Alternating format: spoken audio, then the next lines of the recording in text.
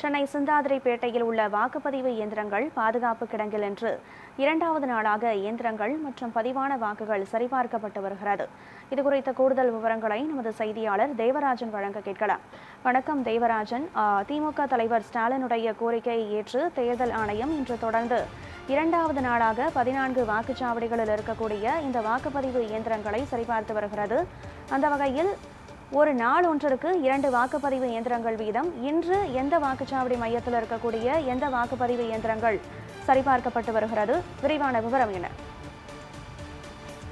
நிச்சயமாக தானே சென்னை கொளத்தூர் தொகுதியில் ஓட்டு எண்ணிக்கையின் போது குளறுபடி நடந்ததாக முன்னாள் முதல்வர் மு.க. ஸ்டாலின் அளித்த புகாரை அடுத்து 14 ஓட்டுச்சாவடிகளில் பயன்படுத்தப்பட்ட மின்னணு ஓட்டுப்பதிவு இயந்திரங்களை சரிபார்க்கும் பணி நேற்று தொடங்கியது. இந்த வகையில் கடந்த சட்டசபை தேர்தலில் கொளத்தூர் தொகுதியில் போட்டியிட்ட முன்னாள் முதல்வர் மு.க. ஸ்டாலின் தாவேக வேட்பாளர் வி.எஸ். பாபுவிடம் 8795 ஓட்டுகள் வித்தியாசத்தில் தோல்வியடைந்தார். இதையடுத்து சில ஓட்டுச்சாவடிகளில் ஓட்டு எண்ணிக்கையின் போது குளறுபடி நடந்ததாக ஸ்டாலின் தரப்பில் தேர்தல் கமிஷனில் புகார் அளிக்கப்பட்டிருந்தது.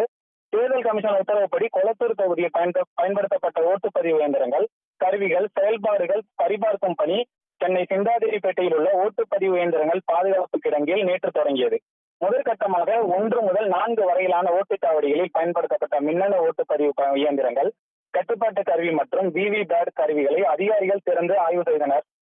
பதிவான ஓட்டுகள் சரிபார்க்கப்பட்டதுடன் மாதிரி ஓட்டுப்பதிவும் நடத்தப்பட்டது. இதில் பெல் நிறுவன பொறியாளர்களும் உடனே நடந்தனர். தொடர்ந்து மு.க. ஸ்டாலின் சுட்டிக்காட்டிய மற்ற ஓட்டுச்சாவடிகளின் இயந்திரங்களும் ஆய்வு செய்யப்பட்டு உள்ளன. இது குறித்து சென்னை மாநகராட்சி கமிஷனரும் மாவட்ட தேர்தல் அதிகாரியுமான சமீரன் கூறியது, தினமும் 2 ஓட்டுச்சாவடிகளின் இயந்திரங்கள் வீதம் 7 நாட்களில் 14 ஓட்டுச்சாவடிகளில் உள்ள இயந்திரங்கள் சரிபார்க்கப்படும் எனவும், இந்த பணிகள் காலை 10 மணி முதல் இரவு 7 மணி வரை நடக்கும் எனவும் தெரிவித்திருந்தார். சரிபார்ப்பு பணி முடிந்ததும் சான்றிதழ்கள் தயாரிக்கப்பட்டு தேர்தல் கமிஷனரிடம் ஒப்படைக்கப்படும் என்றும் கூறியிருந்தார். இதனடித்து இன்று 2வது நாளாக இயந்திரங்கள் ஆய்வு செய்யப்பட்டு வாக்குகள் சரிபார்க்கப்பட்டு வருகிறது. கனகதாரா, விவரங்களை வழங்கியமைக்கு நன்றி தேவராஜன்.